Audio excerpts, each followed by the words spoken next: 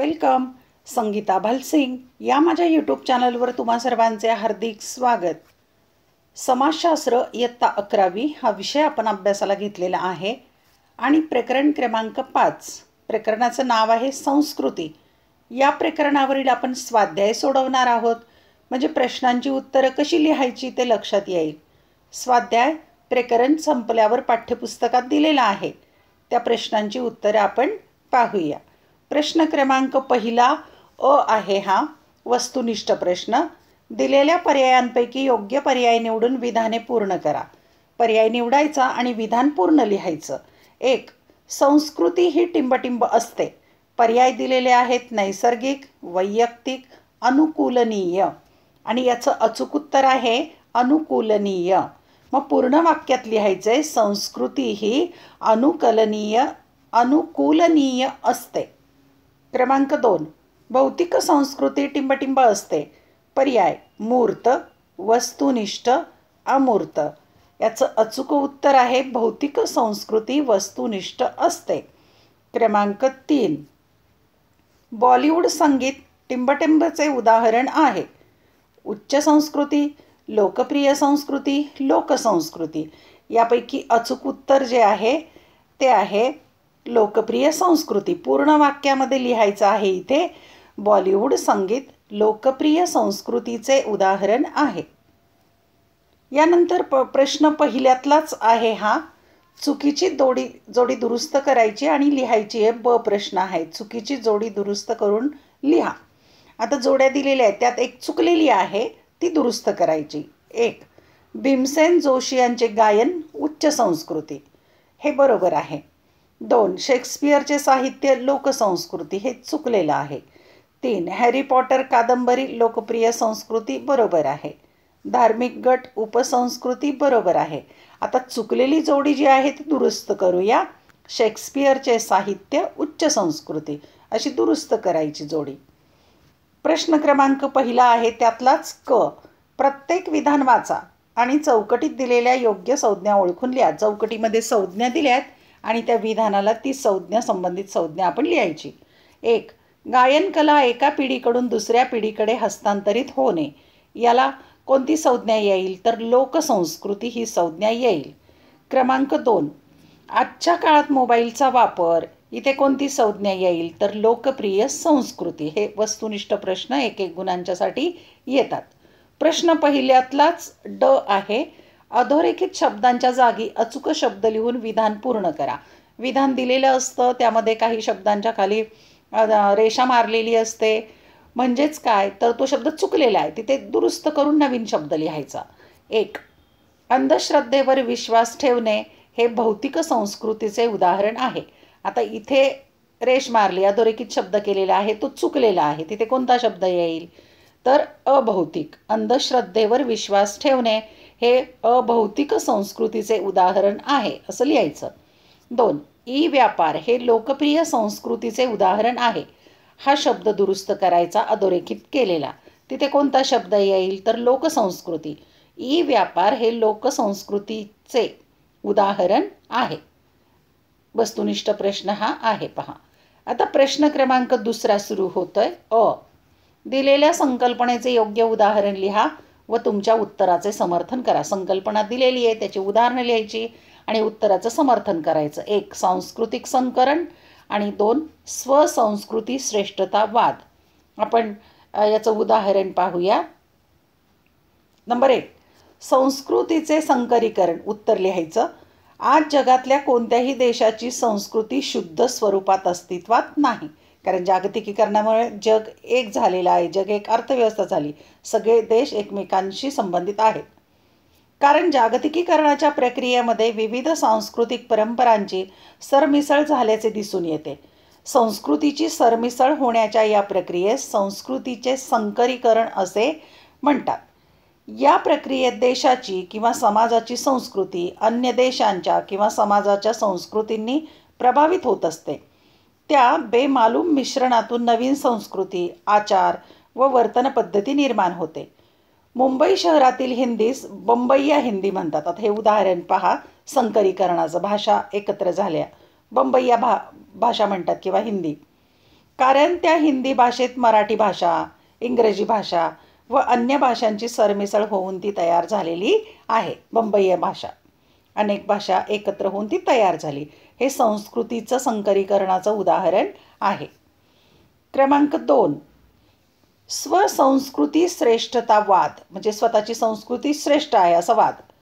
उत्तर, सन 1906 मध्ये William Graham Sumner या समाजशास्त्रज्ञाने स्वसंस्कृती श्रेष्ठतावादाची संकल्पना मांडली. स्वसंस्कृती श्रेष्ठतावाद म्हणजे स्वतःच्या संस्कृतीची श्रेष्ठता सिद्ध करण्यासाठी अन्य संस्कृती कशा कनिष्ठ दर्जाच्या आहेत याचे प्रतिपादन करणे. म्हणजे आपली संस्कृती श्रेष्ठ पण दुसऱ्याची कनिष्ठ असं सांगायचं. यात समाजधुरीण म्हणजे समाज नेते असतात ते विचारवंत स्वतःच्या दृष्टिकोनातून स्वतःच्या संस्कृतीचे मूल्यमापन नव्हे उदात्तीकरण करतात आणि अन्य संस्कृतींना कमी लेखतात. 2 महायुद्धांच्या दरम्यानच्या काळात जर्मनीमध्ये हिटलर या हुकुमशहाचा उदय झाला. त्याने जर्मन वंशाचे लोक सर्वश्रेष्ठ असून जगावर राज्य करण्याचा अधिकार त्यांना आहे असे प्रतिपादन केले. आता हे जर्मनीमधलं उदाहरण आहे हिटलरचं की जर्मन वंशाचे लोक श्रेष्ठ आहेत आणि इतर कनिष्ठ आहेत आणि जगावर जर्मन लोकांचं राज्य करण्याचा अधिकार आहे असं त्याने सांगितलेलं होतं. प्रश्न दुसऱ्यातलाच ब आहे. टिपा लिहा. 1 संस्कृतीची वैशिष्ट्ये आणि 2 संस्कृतीचे सामाजिक फायदे लिहायचे आहेत. पाहूया आपण सविस्तर याचं उत्तर. क्रमांक 1 संस्कृतीची वैशिष्ट्ये. त्यातलं पहिलं वैशिष्ट्य संस्कृती मानवनिर्मित आहे. व्यक्तीच्या सभोवताली काही गोष्टी निसर्गनिर्मित असतात. आता आपल्या आजूबाजूला काही गोष्टी निसर्गाने दिलेल्या आहेत तर काही माणसाने निर्माण केल्यात तर काही मानवनिर्मित असतात. आता उदाहरण पाहू. वेरूळ अजिंठ्याचे डोंगर निसर्गनिर्मित असले तरी ते शिल्प माणसाने डोंगर पोखरून किंवा कोरून काढून निर्माण केले. डोंगर निसर्गनिर्मित आहे पण तिथं जी शिल्पकला आहे ती मानवाने निर्माण केली. शिल्प निर्माण करण्याची मानवाची कला तिचा अंतर्भाव संस्कृतीत केला जातो पण ती शिल्पकला आहे ती मात्र संस्कृती आहे. याला संस्कृती मानवनिर्मित असं म्हणतात. दुसरं वैशिष्ट्य पाहूया. संस्कृती संपादन. संस्कृती ही अनुवंशिक बाब नाही. अनुवंशिक म्हणजे जन्मापासून मिळत नाही. बोलण्याचे ज्ञान, भाषा, समाजमान्य वर्तन इत्यादी बाबी समाजाकडूनच शिकाव्या लागतात. या बाबी आपण समाजात शिकतो. चालणे, बोलणे, विविध श्रद्धा, मूल्य इत्यादी बाबी व्यक्तीला संपादन कराव्या लागतात म्हणजे मिळवाव्या लागतात, कमवाव्या लागतात. ते जन्मापासून मिळत नाहीत. तिसरं संक्रमणशील. संस्कृतीचा वारसा एका पिढीकडून दुसऱ्या पिढीकडे संक्रमित केला जातो म्हणजे एका पिढीकडून दुसऱ्या पिढीकडे जातो. संक्रमण बदल होतो. बोली, भाषा व लिखाणाच्या माध्यमातून संस्कृती संक्रमणाची प्रक्रिया समाजात अखंडपणे चालू असते. म्हणजे बोलण्याच्या माध्यमातून, लेखनाच्या माध्यमातून एका पिढीकडून दुसऱ्या पिढीकडे संस्कृती जात असते. 4 संचयशील. संचय म्हणजे साठा. नव्या पिढीने संस्कृती आत्मसात केल्यानंतर नवीन शोधामुळे किंवा आधुनिक ज्ञानाच्या सहाय्याने नवीन पिढी सांस्कृतिक वारशात नवीन गोष्टींची भर टाकते. त्यामुळे संस्कृती समृद्ध बनते. म्हणजे नवनवीन ज्ञानाची भर पडत जाते आणि संस्कृती वाढत जाते. वारसा वाढत जातो संस्कृतीचा. 5वं वैशिष्ट्य परिवर्तनशील म्हणजे बदल होऊ शकतो. उपयुक्त असणाऱ्या मूल्यव्यवस्थेत बदलत्या काळात काही मूल्ये व पद्धती कालबाह्य झाल्याने बदल करावा लागतो. म्हणजे जुनं काही टाकून दिलं जातं, नवीन काही समाविष्ट केलं जातं. जुन्या सांस्कृतिक गोष्टी नष्ट होतात व नवीन गोष्टी स्वीकारल्या जातात. हिंदू समाजातील बालविवाह प्रथा आज कालबाह्य ठरली असून प्रौढ विवाह रूढ झाले आहेत. त्याचं उदाहरण पहा की पूर्वीच्या काळी लहान बालविवाह होत असत पण आज मात्र प्रौढ विवाह होत आहेत. हे परिवर्तन आहे, बदल आहे. 6वं वैशिष्ट्य सामूहिक मालकी. सामूहिक म्हणजे सर्वांची मिळून. संस्कृती हा समाजाचा वारसा असल्यामुळे त्यावर सर्वांची मालकी असते. एका व्यक्तीच्या मालकीचं नाही येते. त्याचं उदाहरण पाहू. अजिंठा वेरूळ येथील लेणी किंवा आग्रा येथील ताजमहाल या वास्तू सामूहिक मालकीच्या आहे. सर्व भारतीयांच्या मालकीच्या त्या आहेत. समूहाची मालकी असते. 7वं वैशिष्ट्य आहे एकात्म स्वरूप.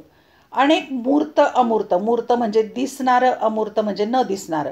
भौतिक अभौतिक घटकांनी बनलेली संकीर्ण व्यवस्था असली तरी त्याचे स्वरूप एकात्म आहे. एकच स्वरूप आहे त्याचं. संस्कृतीच्या विविध घटकातील हे संबंध परस्पर पूरक व सुसंगत असतात.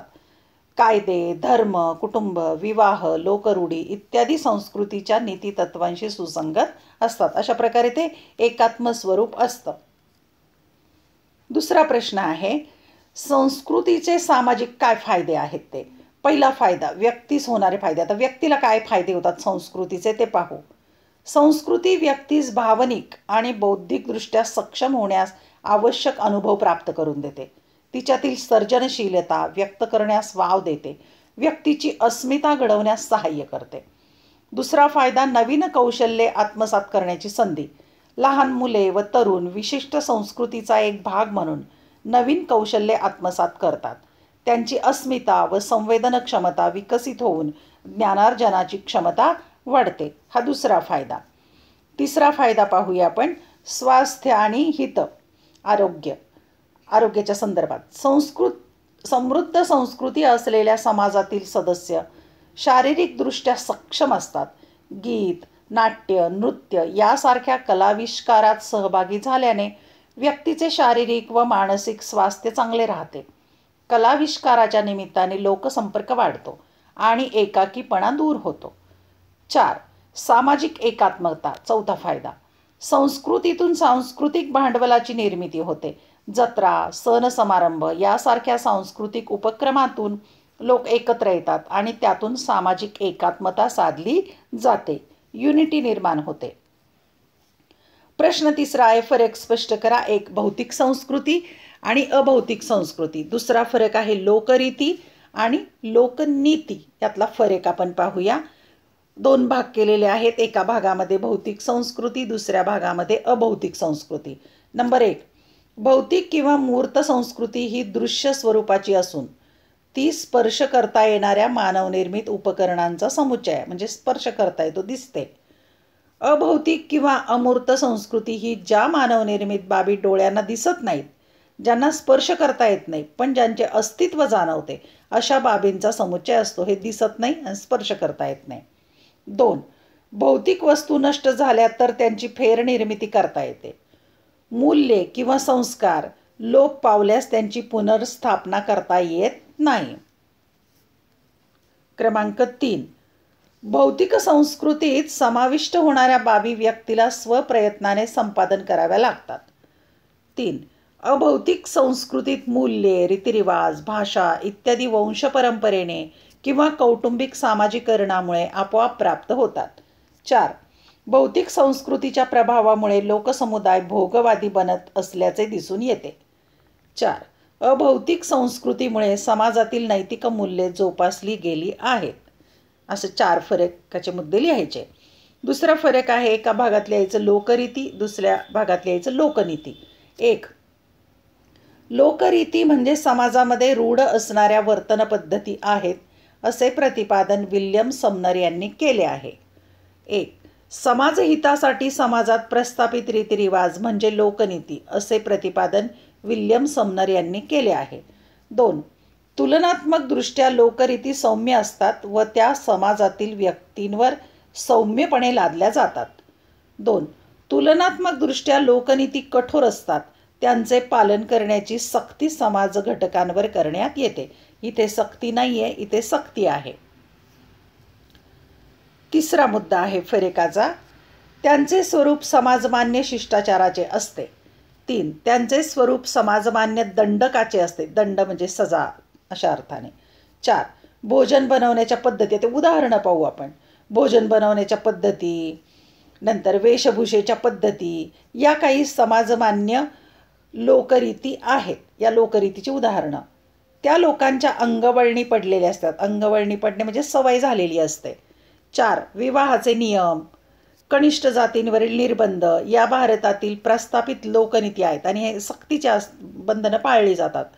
त्यांचे उल्लंघन झाल्यास सामाजिक व्यवस्थेला गंभीर धोका पोहोचू शकतो. उल्लंघन होणे म्हणजे ती प्रथा मोडणं, नियम मोडणं अशा अर्थाने.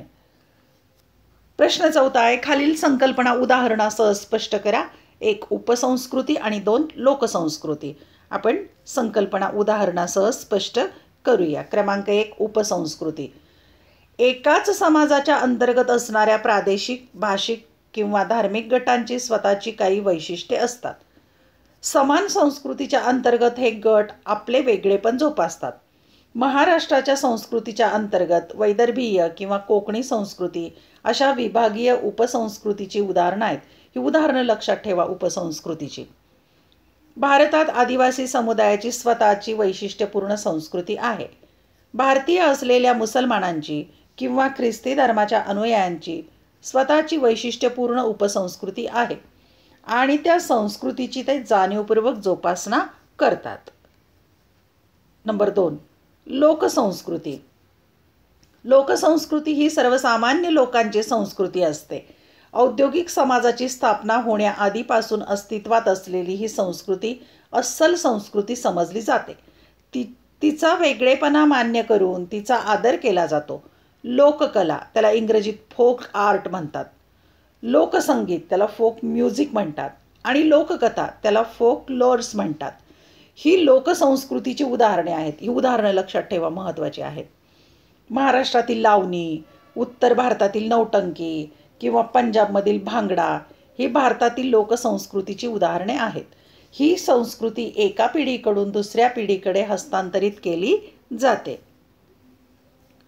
प्रश्न 5 आहे, पुढील संकल्पना चित्र स्पष्ट करायचं आहे आणि त्यासाठी विषय दिलेला आहे. संस्कृतीचे घटक इथे विषय दिलेला आहे आणि इथे आपल्याला उत्तर लिहायची आहेत.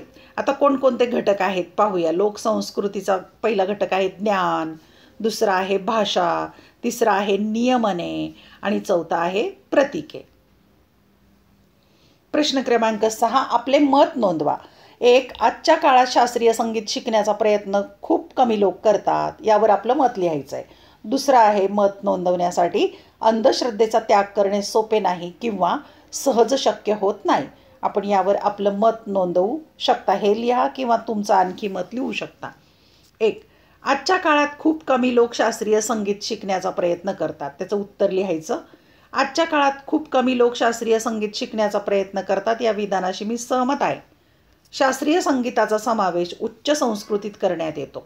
संगीत साधना करण्याकरिता प्रदीर्घ काळ रियाज करावा लागतो. रियाज म्हणजे सराव करावा लागतो. सर्वसामान्य लोकांकडे तेवढा वेळ नसतो. शास्त्रीय संगीताची उपासना नामवंत संगीताचार्याकडे करावी लागते. म्हणजे त्यांना ट्रेनर पाहिजेत किंवा गुरु पाहिजेत. सर्वसामान्यांना त्यांच्यापर्यंत पोहोचता येत नाही. शास्त्रीय संगीत विशिष्ट वर्गाची किंवा जातीची मक्तेदारी असल्याने अन्य समाज घटकांना त्याविषयी स्वारस्य वाटत नाही. 2, अंधश्रद्धेचा त्याग करणे सोपे नाही किंवा सहज शक्य नाही, यावर मत लिहायचं आहे. भारतीय समाज रूढीप्रिय आहे. निरक्षर आणि अर्धशिक्षित वर्गावर अंधश्रद्धांचा पगडा आहे. धर्मगुरू व पुरोहित वर्गाने शेकडो वर्ष बिंबवलेले ते संस्कार आहेत. सर्वसामान्य लोक जरी अंधश्रद्धांबाबत साशंक असले तरी त्यांचे पालन केले नाही तर काही अनिष्ट घडेल अशी भीती त्यांना वाटते. म्हणून अंधश्रद्धांचा त्याग करणे सोपे नाही. त्यामुळेच डॉक्टर दाभोळकर यांच्यासारख्या समाजसुधारकांनी अंधश्रद्धांचे निर्मूलन करण्याचे प्रयत्न केले असले तरी त्यांना अपेक्षित असलेला प्रतिसाद मिळत नाही. उलट त्यांच्यासारख्या समाजसुधारकांची माथे फिरू लोकांकडून हत्या होते. हे उदाहरण पण लिहा दाभोळकरांचं. अशा प्रकारे आपण 5व्या प्रकरणावरील स्वाध्याय सोडवलेला आहे. व्हिडिओ लेक्चर जर आवडलं तर नक्कीच लाईक करा, कमेंट करा, तुमच्या मित्रमैत्रिणींना शेअर करा. अभ्यासासाठी शुभेच्छा.